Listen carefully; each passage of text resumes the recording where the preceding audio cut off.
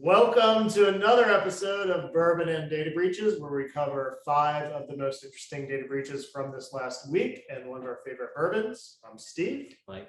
Divya. Shoo, I forgot. We're in that order. I guess Austin first. Divya, what do you have for us this week? Okay, guys. So for the first story, we're going to be looking into an alt-right group in Texas. This is Texas Right to Life website, exposed job applicants' resume. I would also like to add in that the anti-abortion group Texas Right to Life exposed the personal information of hundreds of job applicants after a website bug allowed anyone to access their resumes, which were stored in an unprotected directory on its website. So what do you guys have to say about this one? What type of unprotected directory? Was it perhaps an unprotected S3 server or S3 directory? It did not say. I don't think the article said, because we would have to take a shot if it's S3. So, It's built largely in WordPress. an unprotected WordPress directory. So, okay, so from a technical standpoint, we don't know if it's S3. WordPress used to be terrible at security. It's gotten a lot better, but there's dozens, if not hundreds of plugins that may be terrible too, and that's the danger of this. So when the article says a bug, I really don't, I highly doubt it's a bug. Yes. I think it's an issue like a unsecured S3 directory. And so therefore, I think it warrants a shot. I think that I find it interesting that this bug coincides with an unprotected directory of any kind. Usually an unprotected directory is not requiring a bug. It's unprotected. It's open to the public. Bugs are not allowed or needed. Right. There goes some wonderful Evan Williams for this unprotected directory. Yeah, it's I mean, I find it interesting that we have story after story about these unprotected directories, whether it's Azure or S3 or WordPress. This just keeps coming up. Y'all need to know what tools you're using and how to configure it. Was this a hacker or was it just a random internet citizen that pointed it out? I want to say it's like an internet citizens, because this website has had a lot of blowback with like GoDaddy pushing it off of its server, and they had to find new hosting places. So it's a whole mess. So GoDaddy first pushed them off? I think they pushed them off after. So this was more of like a Parler unprotected directory? It's like regardless of what you think, this is the specific whistleblower website, which is the most controversial part of the bill. And yeah, if GoDaddy doesn't want you, you should take a long, hard look at yourself and ask why, because GoDaddy wants almost anything. Yeah. Yeah. If GoDaddy thinks you're sleazy, then whoa. What do you have for us for number 2? Okay, guys, for story number 2, this is pretty interesting. So this is ransomware gang ReEvil. Their servers mysteriously went missing 2 months ago, and they're back on. So we were all there, and by we I mean me and Shu and the other engineers at HackNotice that scraped from ReEvil. We were all there when they turned off their servers, but like darknet servers get turned off all the time, and it's not an indication that hacking group has quit. Like we saw Ragnarok, they dumped their whole page and then released a universal decryptor. That's when a ransomware group quits. Or they say ransomware Batman got us, and we'll be back, Batman, and then they, So ReEvil just turned off their servers. So I don't think anyone is terribly surprised that one of the most prominent ransomware groups is back. However, Blackmatter was supposed to be the Phoenix Rising of ReEvil. So that now makes me wonder, is ReEvil now 2 ransomware groups, or is Black Matter dead? I think we're gonna have to wait to see what sort of disclosures they have to figure out which group is gonna be prominent.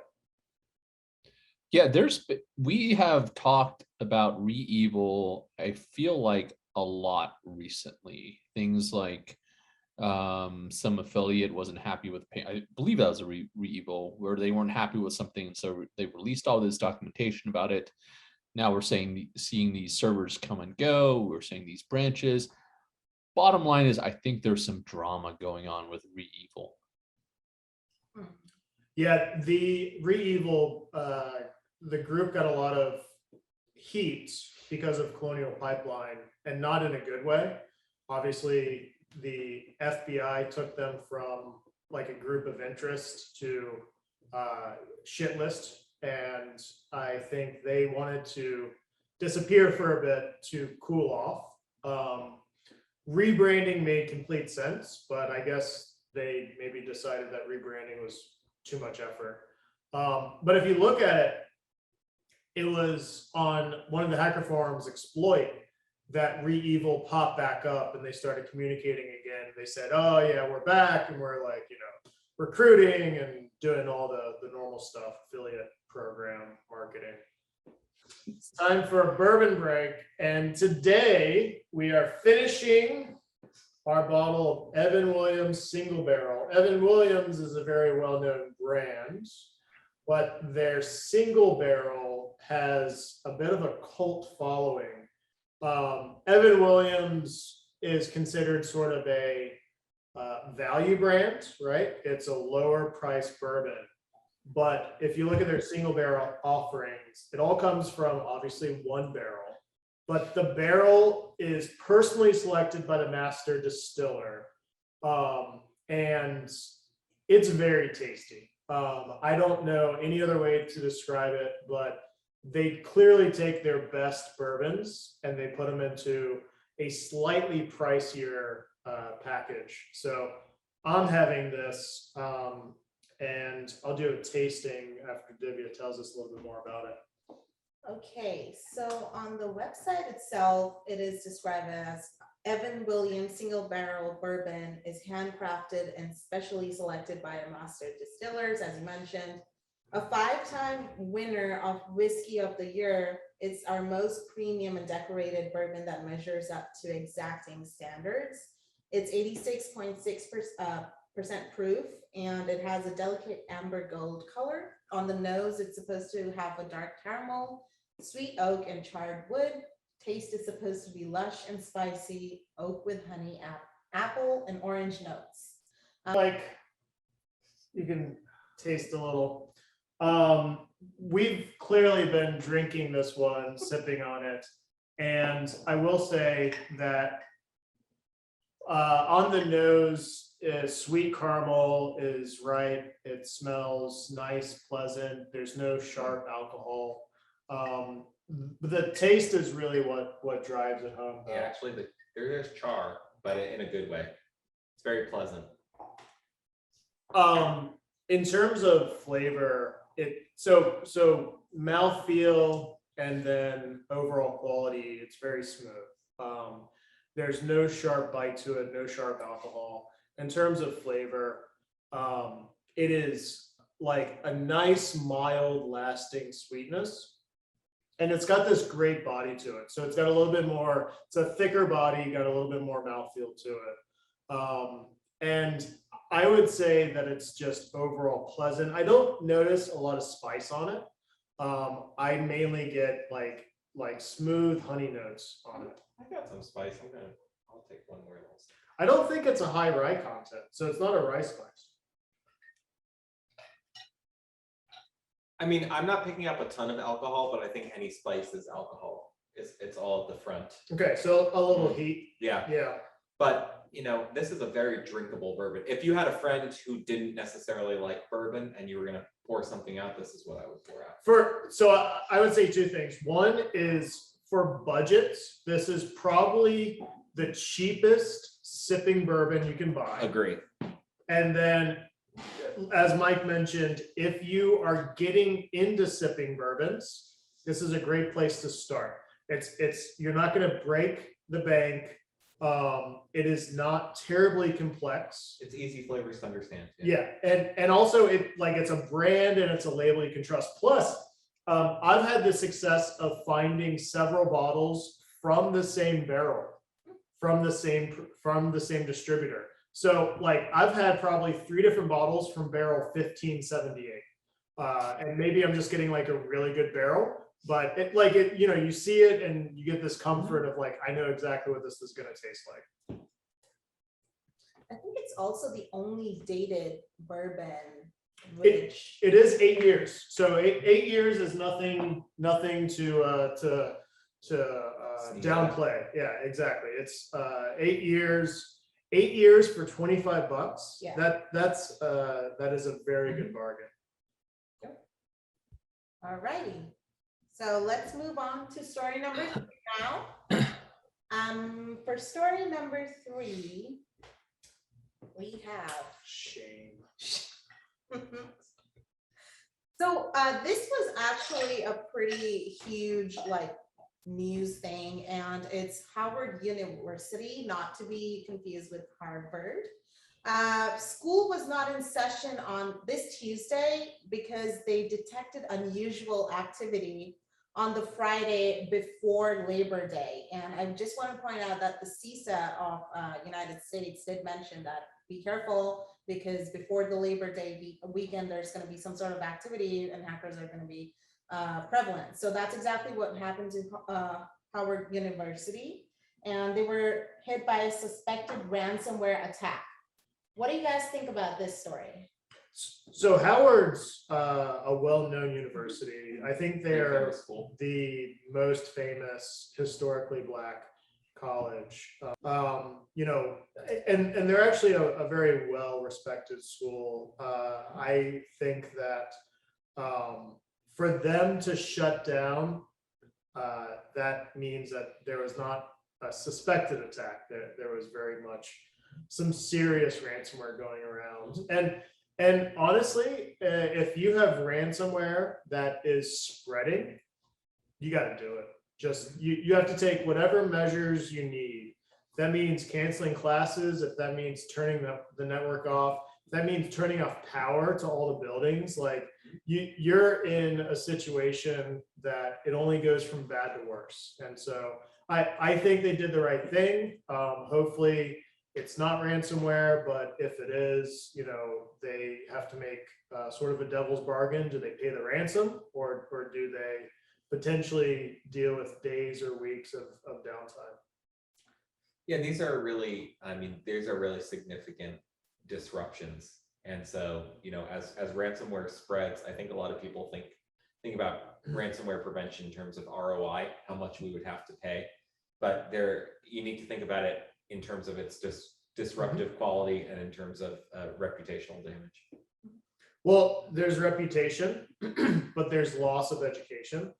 I mean, this is not going to end in a death, but I would not be surprised by end of year if ransomware ends in at least one death. And I think that people think of hacking and computer crime as this fun little folksy thing that only happens on the internet. But it's a serious cyber attack. And if it is sponsored or if it is assisted by state governments, then when does it go from being, a cyber attack to the beginning of something more serious? We were at DEF CON 2021 and we were in the car hacking village. So right now, it's not in terms of the price the university has to pay. It's in the price that the students are paying in tuition, with not receiving their education. And it's the same thing if you think about something like car hacking, or you think about biohacking. These attacks are affecting, you can call them consumers, but they're really just interested parties, civilians, in ways that I think have come to the forefront for the first time. It's the same thing with Colonial Pipeline. There have been increasing number of ransomware attacks until it cut off 60% of the fuel supply to the East Coast for 6 days, and then it was headline news. or until it stops a student from taking a course that they wanted to take, or until it stops somebody's pacemaker, or stops somebody's car while it's on the road. It's a big deal. Yeah.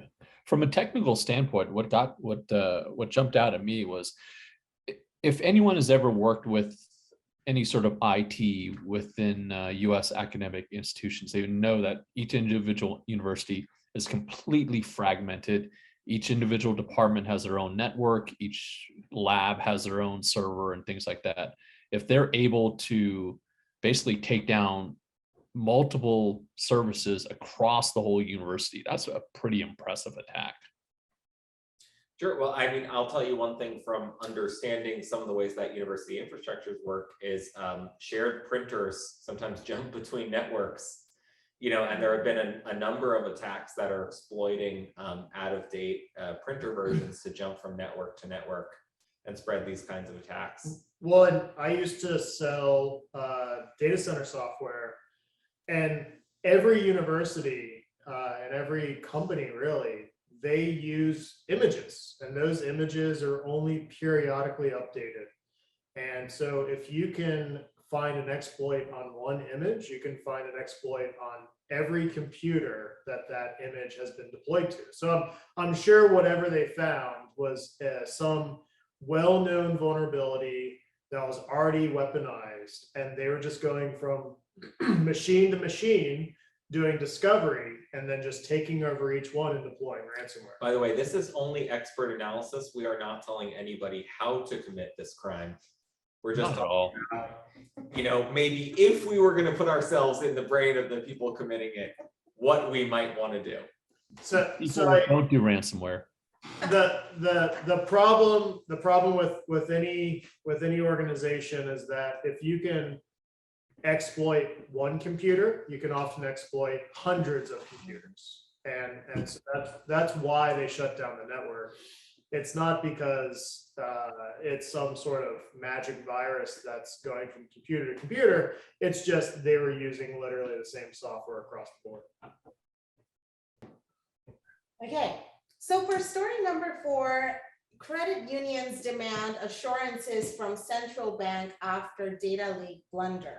A leading credit union body is seeking assurances from the central bank in Ireland that it leaked the home and addresses of credit union bosses. There were around 50 people who were affected by this. What do you guys have to say about this? Yeah, Central Bank of Ireland. This is not some mom and pop organization here. This is bad news. Yeah, I mean, obviously, the bosses, whatever that term is that an official term? Like if you own a bank, are you the boss? What is everybody looking at me for? I'm bank boss that have done various things, so I'm sure it's going to be fine. But if it's not fine, these bank bosses may want to look into, at this point, digital and probably physical protection. How did the blunder happen? Was it in It just secure bucket? it looks like it was human error, honestly, because it was like on the If we drank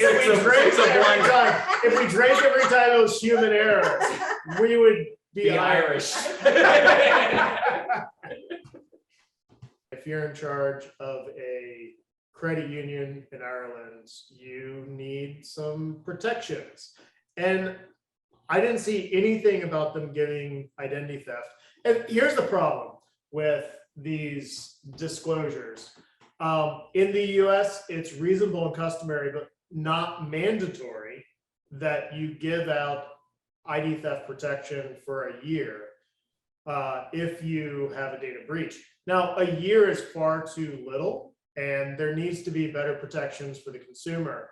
But that's only in the US. I've seen nothing from Ireland to suggest that they are protecting these bank bosses. And I'm not like the first to line up and say that we should give better protections to bank bosses.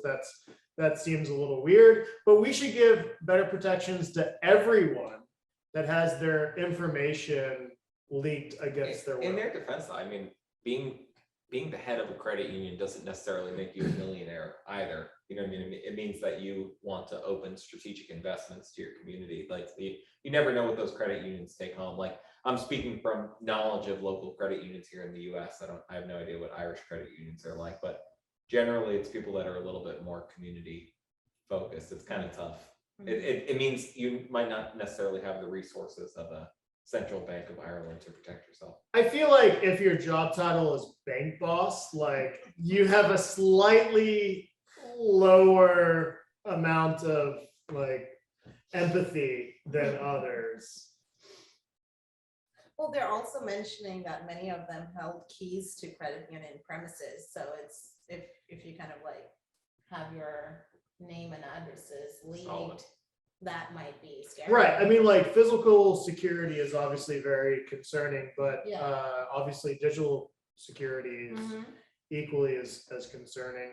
If they weren't worried about phishing attacks and social engineering, they should be, because they're going to be targeted. I mean, and the thing is, banks are already targeted. They are one of the biggest targets because they have the money. And bank bosses are at the top of that list. And so now hackers have much more information to go by. Okay, so let's move on to the final story of the night. And this one is pretty spicy. So US Cybercom says mass exploitation of Atlassian Confluence vulnerability ongoing and expected to accelerate. Anybody here surprised? Not me. Like, at all. are you surprised? I'm not. I'm going to defer to Shu to speak first because he's had the most years with Atlassian Confluence. Oh, Atlassian, such great products. Not just Confluence, but who doesn't love Jira? Such a big product that can do so many things that sprout out everywhere. The code base must be just a massive, massive piece of art. There's no way that there could be any. Didn't they join Jira and Confluence? Like, I assumed when I saw Confluence that this was also Jira.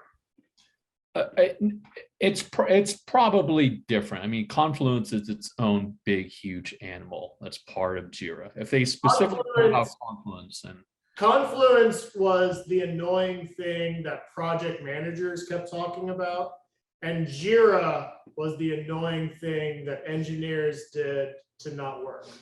And right, yeah, what's the basically. Slack-like chat feature called? Yeah, they had a chat. Yeah, We used it very briefly. Yeah, what was it called? I can't remember. It was called something like Atlassian chat. awesome. Hip chat. Oh my God, HipChat. Yeah. Hip chat. HipChat. You remember how much better HipChat was than Slack and or Discord? Oh my God, yes. I recall setting up HipChat. It took a day and then I quit. I literally quit the job the next day. Yeah, I think in my last job they were trying to get some sort of chat platform, and I was like, why don't we just use Slack like everyone else? And they said, no, we have Atlassian. Let's use HipChat. I flipped my table. So, I love how you can turn a chat message into a Jira ticket. That is most useful. who doesn't love that? I find Jira and Confluence to be useful tools in the workplace. I mean, no, I mean, I agree with you. I don't necessarily think just because their products are annoying, which they are, you know, that necessarily means they're going to be breached. I'm just somehow not surprised. No. The whole thing with Jira and Confluence was, it was the cloud, but not the cloud. No, I think this specifically is not the cloud. For local servers. This is, I think this is the But on-prem. you can have it be hosted by them as well. Right. So they've actually killed off the on-prem instance. Their on-prem products. They're straight cloud now, as of like. But this was the on-prem, right? Yeah. So all these companies resisting the cloud, and you know who you are. This is one of the risks you take, because these are, according to this, older version of software that's been found to have this vulnerability. And I don't think we know a lot of details of what's going on. You zero-day yourself. So we've seen this several times this year. We've seen people that refuse to use the cloud running their own Exchange servers, Yep.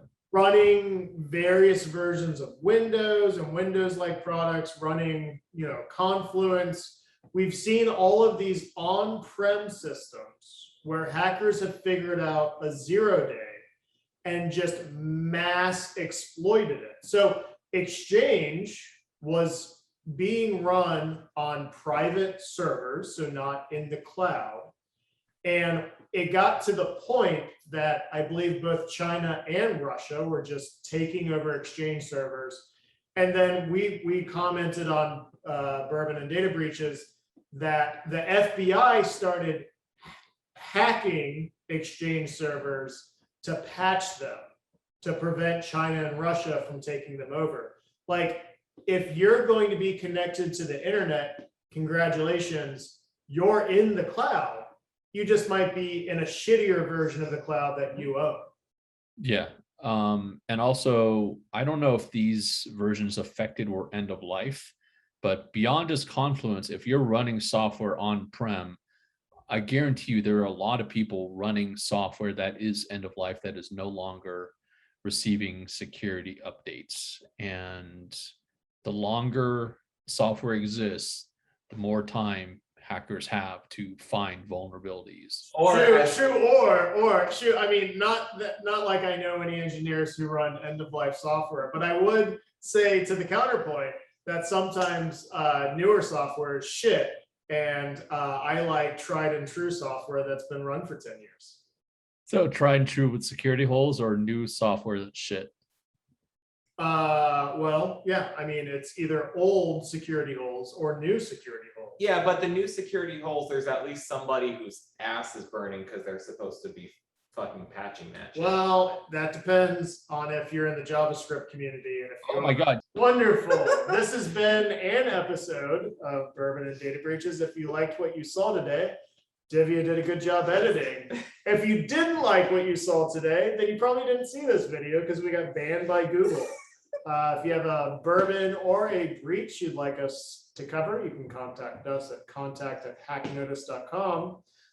Till next time. Bye-bye.